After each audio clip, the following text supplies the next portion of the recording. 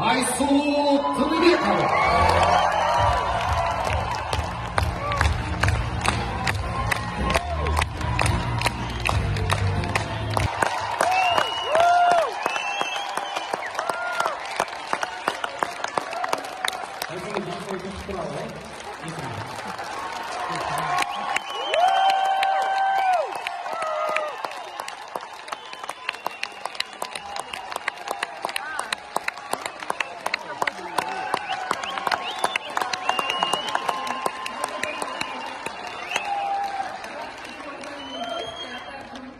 Сегодняшнего прекрасного вечера. Я очень рада всех приветствовать в этом Кремлевском дворце.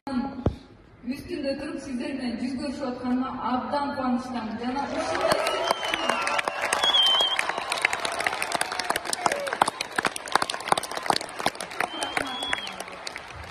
сіздердің ушундай колдонуңуздар бар үчүн канча деген дүйнө жүзүндө биздин кыргызстандыктар, биздин мекендештиктер аябагандай көп.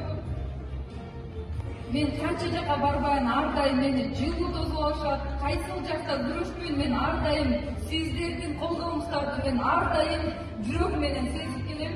Ошондуктан уруксат берсеңиздер, азыр дагы сиздерге терең ыраазычылык билдирип кетким келет. Анткени мен кайсыл жака барбайын, кайсыл жерге мага эркин микрофон берилсе, мен эч качан чарчабайм. Менин мекендештериме, менин туугандарыма, мен жалпы кыргызстандыктарга терең ыраазычылык билдиргени, анткени мен ушул чоң спортто күрөшүп жатканымдын чоң бир себеби сиздердин ишенич.